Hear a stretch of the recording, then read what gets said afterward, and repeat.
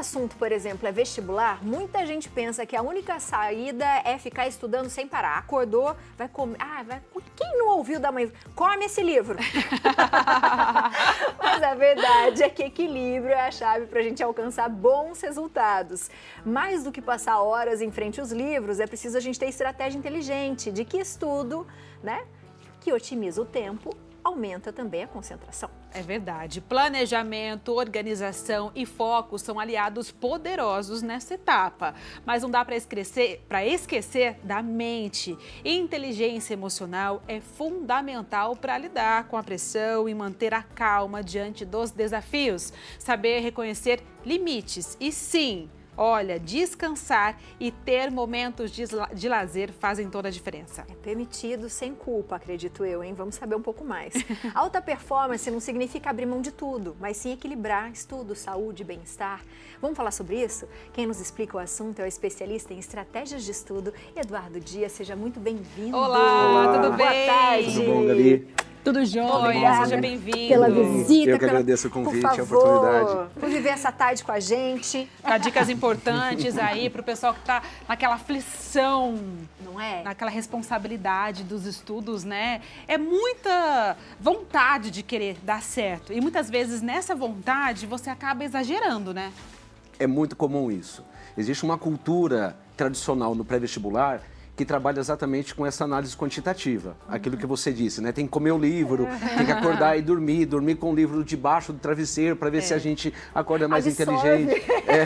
Já ouvi isso né? também. Eu também já. Vamos lá, dorme com fone de ouvido. Nada disso é salutar, nada disso torna o aluno mais capaz de entregar uma boa performance no dia da prova. O que eu mais encontro nas minhas mentorias, nas minhas palestras, é a frase que ele diz assim: puxa, eu sabia, mas eu errei. Eu falo assim, mas... Como assim? Como assim? Se você sabia... Então, tem toda uma série de eventos fora do conhecimento didático, pedagógico, que interferem no que eu chamo de capacidade de entrega. É muito comum ele dizer assim, nossa, mas eu errei por falta de atenção. Eu falo, você estava prestando atenção no quê? No quê, então? Se você estava fazendo prova, né? Estava ali na sua frente. Você passa o ano inteiro trabalhando para ter aquele conhecimento e na hora você acaba não tendo a condição emocional para ficar focado naquilo que realmente precisa. Então ele não foi treinado, educado e formatado para fazer o simples, que é o que está ali. E se existe uma coisa muito honesta, né? A gente não vai discutir aqui justiça sobre o vestibular, mas se há uma questão muito honesta, é o projeto do vestibular. Então, com meses de antecedência, eles dizem assim, é isso que vai cair na prova. Se ele pergunta meia vírgula fora, a questão deve ser anulada. Mas se já existe uma predeterminação daquilo que deve ser estudado, ele vai perguntar o que está escrito ali no programa. Então, se você estudou tudo, você tem total condição de responder qualquer coisa, né? Só que naquela hora dá o branco, dá o medo, dá a sudorese, da ansiedade, né? Dá o pavor, da angústia. Tem muita gente que chora, que se deprime, né? Que às vezes, muitas vezes não conseguem nem ir para a prova, né? Eu que frequento o vestibular há 33 anos, eu vejo que nas portas alunos choram, os pais estão lá, calma, não sei o quê. Mas são alunos que não foram preparados emocionalmente, principalmente nessa idade, né? 17, 18, 19, 20 anos, né? Que é uma idade de construção, né? Da estrutura elementar da sua capacidade emocional. Se eles não forem educados para isso, eles vão se sentir muito fragilizados e no dia eles vão sucumbir à ansiedade. E é engraçado porque você fala, é engraçado, mas triste, né? Porque quando fala, você fala, gente, mas é muito simples. Simples. Tá aqui, estudei, eu tenho que ir bem, né? Eu fiz essa preparação o ano todo. Mas a gente, né, como ser humano, a gente vai além das nossas expectativas. E nessa idade, você vai com a expectativa da avó, da mãe, do pai, do papagaio, do seu futuro, né? Do seu futuro. E às vezes até com um certo receio, porque eu não sei se era bem isso que eu gostaria, né? E eu não sei se eu passar. E às vezes a gente já começa a pensar com a ansiedade, né? E se eu passar, mas eu vou morar onde? Mas eu vou ficar sozinho? Mas eu vou ter que ir embora? Mas tudo isso, como que a gente consegue trabalhar? Trabalhar essa saúde emocional é tão importante quanto se preparar para a prova e como é que a gente equilibra isso?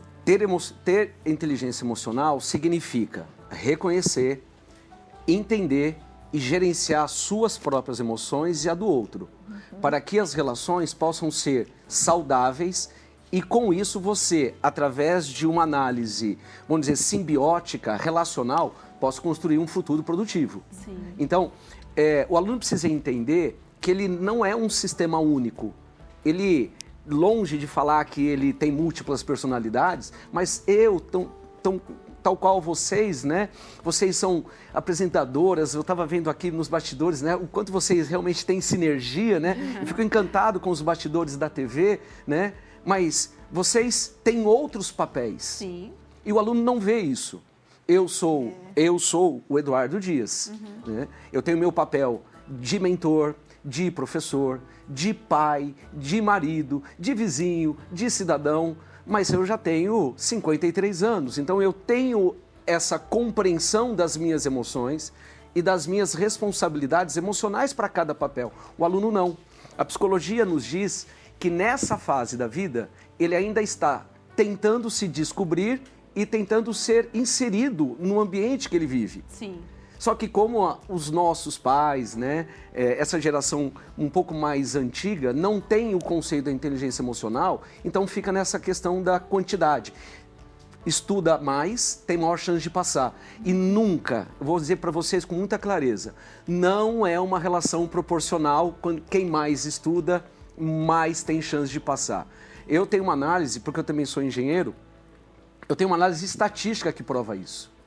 Estatisticamente, não é aluno que mais estuda, é aluno que melhor tem o controle emocional, o reconhecimento dos seus papéis, né? A autoconsciência desse gerenciamento das suas emoções, a autorregulação, né? Para poder impedir os ímpetos emocionais, sabe, aquela segurada, ter empatia, saber o porquê que a mãe às vezes chega em casa, né? E ele acabou... É sempre assim, né? A mãe, acabou de estudar. Eu acabei de estudar, eu levantei, sabe, fechei o caderno, a mãe chegou e falou, você não está estudando? Não é assim? Né?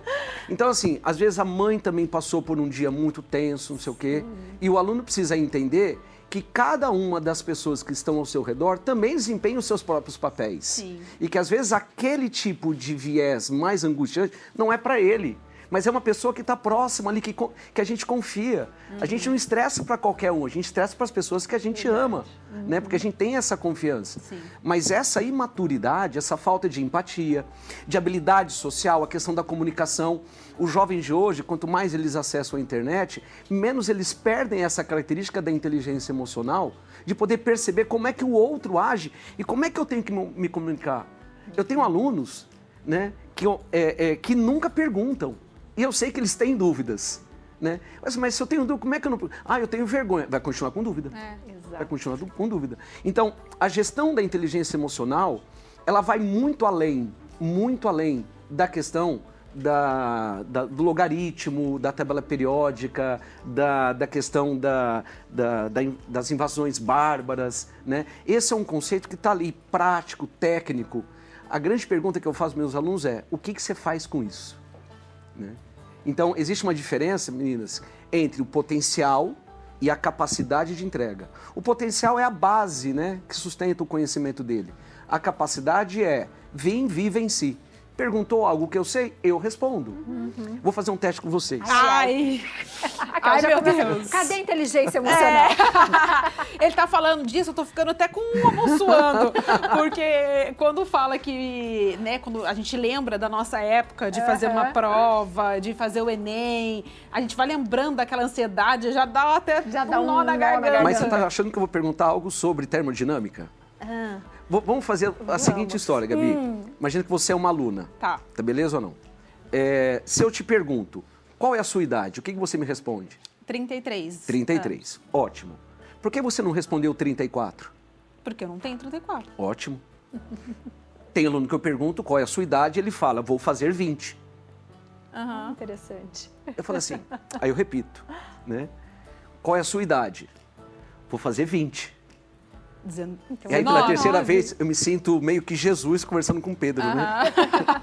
Qual é a sua idade, né? Só que o aluno não fala, tu sabes tudo, né? Fala assim, você é doido, Edu? Tô falando que eu vou fazer 20, eu falei assim, não tô perguntando quantos anos você vai fazer. Então eles não têm a conexão direta com aquilo que eles estão vivenciando. E é isso que gera ansiedade. Porque pensa sempre na frente. Exato. E aí, assim, a segunda fase do teste é: tem alguma coisa que você sabe muito, Gabi? De qualquer área. Confeitaria. Confeitaria. Beleza. Você já errou alguma receita? Já. Mas você sabe muito. Como é que você explica o fato de algo que você saber muito, pode ter acontecido alguma ação periférica, que eu chamo circunstancial, que fez com que você não se dedicasse naquele momento da mesma forma com a qual você tem a qualidade. O teu potencial não foi verificado na sua capacidade. E isso, o intelecto também é provado em todas as áreas. Sim. Agora, imagina um aluno de 18, 17, 19 anos, na imaturidade dele, tentando se inserido no mercado ou no ambiente dele, sofrendo a pressão, né? E não fica pensando que família que apoia também não faz pressão, tá? Faz. A pressão positiva é um assunto interessante, porque o aluno, ele migra, eu vou mudar só uma letra. Quando a pressão é negativa, nociva, tóxica, ele atua como se alguém tivesse dúvida dele. Quando a pressão é positiva, ele atua como se ele tivesse dívida. Uau. Olha que interessante. Então ele precisa provar para a mãe, precisa provar para alguém, ele precisa mostrar para alguém. Tá sempre precisando provar, Exato, né? E às vezes é uma coisa que, como a Abi falou, né? Eu acho que os estudos, principalmente na adolescência, é uma responsabilidade muito grande por você e pela sua família, né? Porque você quer dar orgulho para os seus pais, muitas vezes seguir a profissão ali dos familiares. Então é uma pressão muito grande para que aquilo dê certo. Às vezes você nem tem certeza que você quer. Você é imaturo ainda. Mas você vai na onda, né? Você vai levando assim e acaba sendo uma dor muito grande, né? Eu sou pai de 2 meninas, Maria Eduarda e Maria Clara. Maria Eduarda já está na faculdade, né? Eu gerenciei os estudos dela, né? E para falar que lição de casa não faz milagre, ela foi aprovada na Unesp e no mesmo ano na UFO, né? Hoje ela faz engenharia. E a Maria Clara ainda está no primeiro colegial, já está começando a pensar, né? E eu sempre disse assim para elas: faz. O resultado é consequência, não é causa. Né? Então, eu me sinto orgulhoso pela forma com a qual elas lidam com isso. Às vezes vem uma nota, uma notícia um pouco ruim, eu falo assim para elas: você tem todo o direito de ficar triste. Mas você não tem direito de ficar frustrada. Exato. Né? E eu vou te falar, é difícil, uma experiência que eu tive. Eu sempre fui muito boa aluna, eu sempre estudei muito. E no vestibular, eu cheguei a perder um amigo meu e a gente estudava junto pro vestibular. E quando eu fui fazer, eu já fui mais emocionalmente abalada. E eu fiquei na lista de espera. E aquilo para mim me doía, porque eu falava: imagina, a aluna A da sala tá na lista de espera. Só que, graças a Deus, foi uma espera muito curta e eu entrei na faculdade. Mas nessa espera, o tanto que você se julgou mal? Eu sofri muito. Eu me frustrei, me achei incapaz e coloquei culpa. Eu falei: mas eu sabia, como é que eu errei? Então é muito pesado, É muito pesado. É muito pesado. É muito isso. Quando você passa a não reconhecer a sua própria capacidade, né? Você usaram uma palavra agora há pouco, que é assim: a gente se baseia na expectativa. E expectativa deriva de um termo grego que é expectare, eu espero. Não, eu construo a minha autoridade. E autoridade é uma palavra que vem de autor. Né? Os meus alunos, eles constroem a história deles. Então, até um determinado ponto em que a gente chega agora, próximo do vestibular, que a gente cria uma ferramenta chamada nota de projeção. O que é a nota de projeção? Eles têm que combinar comigo antes a nota que eles vão tirar. Olha! Mas nós treinamos antes. Que legal! Então, por exemplo, numa prova do Enem, que tem 90 questões, o aluno treinou para 75, sabe? Eu dou uma chinelada nele se ele falar que quer tirar 80. Eu falo assim: você pode querer tirar 90, mas qual é a sua capacidade? 75. Então vai lá e valida. Então ele vai e valida aquilo que está no alcance dele, ele se sente satisfeito. A gente para aí? Não estuda mais. Continua mudando o comportamento para que ele construa antes que a nota apareça. Então passa a ser uma questão muito mais justa, né? Respeitosa. E menos frustrante. Que legal. Menos frustrante. A gente tem um depoimento para assistir, vamos lá. Vamos ver. A mentoria foi essencial para o meu processo como vestibulanda. Foi através de todo o acompanhamento individual e personalizado que o Edu nos proporciona que eu consegui compreender melhor aonde eu estava e aonde eu precisava chegar para ser aprovada. Durante o processo de mentoria, a gente passa por diversas ferramentas que englobam não só as ferramentas comportamentais, mas as técnicas como, por exemplo, plano de estudos, planilha de consistência, acompanhamento do dia a dia, gestão de dados estatísticos de simulados, que fazem com que a gente compreenda onde estão as nossas defasagens e onde a gente ainda precisa melhorar para que a gente consiga ser aprovada. Antes de ter um orientador, eu não só nunca tinha sido aprovada num grande vestibular, como eu também nunca tinha passado para uma segunda fase de um grande vestibular paulista.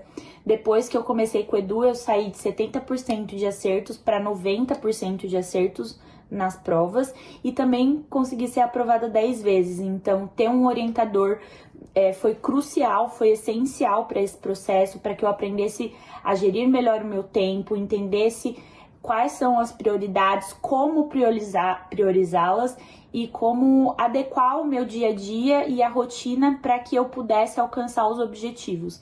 Então, eu diria que ter um mentor foi o grande diferencial das minhas aprovações atualmente. Eu fico fascinada pelas pessoas que têm conhecimento e buscam conhecimento, né? A conversa é gostosa de ouvir, você consegue entender, sim, você tem orgulho do que está vendo. Eu acho que você deve ter muito orgulho dos seus alunos, né? E dessa em especial, né? Vocês pensaram uma... Eu vou falar uma frase que eu falei para ela e toda vez que eu falo sobre ela, a Jéssica é uma amiga, então, tornou-se minha amiga, né? Eu falo assim, ela é lobo em pele de cordeiro, né? Por quê? Ela fez 10 anos de cursinho. Nossa, e ela me encontrou a partir do 9º ano. E eu disse assim para ela, você não fez, quando ela me encontrou, 8 anos de cursinho. Você fez o mesmo ano de cursinho 8 vezes. Ela nunca tinha ido para nenhuma segunda, nada. Ela tem no currículo hoje comigo 10 aprovações em medicina, incluindo uma Unicamp. Uau. Então, o que nós procuramos mudar? Uma pessoa que faz 8 anos de cursinho, não viu 8 vezes a programação? Sim. Então, qual que é a defasagem, vamos dizer, de conteúdo dela? Mínima. Mas por que ela saiu por que ela estava nos 70? Porque ela tinha um comportamento de quem tinha nota de 70 pontos. Entende? Fazia todo ano a mesma coisa, exato, né? E aí, assim, se Einstein tá certo, né? Eu acho que ele tá. Insanidade é você fazer as mesmas coisas, esperar por resultados diferentes. Então, eu mudei o mecanismo de vida dela. Né? As relações empáticas, as habilidades sociais, o entendimento emocional, uma série de tarefas de programação neurolinguística, tá ok? Estruturamos, por exemplo, no estudo dela, ela estudava assim, não tinha hora para começar, não tinha hora para acabar. Né? A gente fala de plano de estudos, né? Sim. É um plano de estudos. Então, é um projeto, é uma agenda. Não adianta nada. Não adianta nada você ter um plano de estudos se você não cumpre. Sim. Sim. Se você não cumpre. Então, a primeira coisa, aprender a cumprir. Então, eu sempre faço os 5 dedinhos para eles, né? Primeira coisa é hábito. Hábito é habitar, ambiente. Você precisa ter hábito. Vocês são excelentes no que vocês fazem porque vocês vêm aqui todos os dias. Sim. Sim. Certo? A gente falou isso agora há pouco, né? A primeira vez que vocês vieram aqui, aquela coisa, né, de não saber me colocar, a câmera, tal, não sei o quê. O hábito faz você sentir seguro no seu ambiente. O aluno precisa ter o hábito de estar frequentando o estudo. Você disse agora há pouco sobre disciplina. Eu gosto da palavra disciplina porque, assim, me lembra minha mãe, né? Porque, já viu mãe falar assim, entra filho, o filho fala assim, por quê? Porque sim. Você precisa entrar. Acabou. Quem tem disciplina tá não precisa justificar para si mesmo porque faz o que faz. Então, quando o aluno cria o hábito e ele atinge disciplina, ele não precisa justificar por que ele estuda matemática, geografia ou história. Ele vê que aquilo tem um grau de importância, então ele estuda. Ele passa a ter autonomia. E aí ele passa a ter uma gestão da organização do processo. Puxa, eu preciso aumentar a área de matemática. Eu preciso diminuir a área de química. A partir disso, você tem a autoridade. Ele é autor da nota dele. Só aí aparece a performance. Resultado. Adorei. Nossa, que demais. Volte Entendeu? mais vezes, porque isso não é lição só para vestibular, é para a vida. É pra vida. Eu adoraria. A gente pode aplicar isso em muitas Né? coisas. Em muitas coisas. Dos nossos objetivos que a gente tenha no trabalho, na nossa vida pessoal, na nossa saúde. Ah, já acabou? Esses pilares. Passou Passa voando. rápido, não passa? Rápido, né? O papo foi bom. Eu agradeço a oportunidade. E você aproveite para segui-lo no Instagram, para fazer perguntas, comentar a foto de hoje, que também está no nosso, @mentoriaeduardodias, está aparecendo para você aí na tela. Obrigada. Adorei. Eu que Muito agradeço, obrigada. adorei o papo. Agora eu criei um canal no YouTube, né? Eu chamo ele de Educador, né? Por causa de Eduardo, né? boa. O Med Educador, né? E eu quero compartilhar com o máximo de pessoas possível, né, todo esse conteúdo, para sair dessa análise quantitativa limitada, para que o aluno possa ter uma gestão do seu próprio processo e a aprovação ser uma consequência natural da excelência do trabalho dele ao longo do ano. Muito Então, bom. sem ser educador, educamor. E ele foi bonzinho, boa, bem não é? educador mesmo, porque quando ele falou que ia fazer uma pergunta pra mim, eu já fiquei, ai meu Era Deus. só a sua idade. Era só a sua idade. Obrigada. Edu. Obrigada. Obrigado a vocês.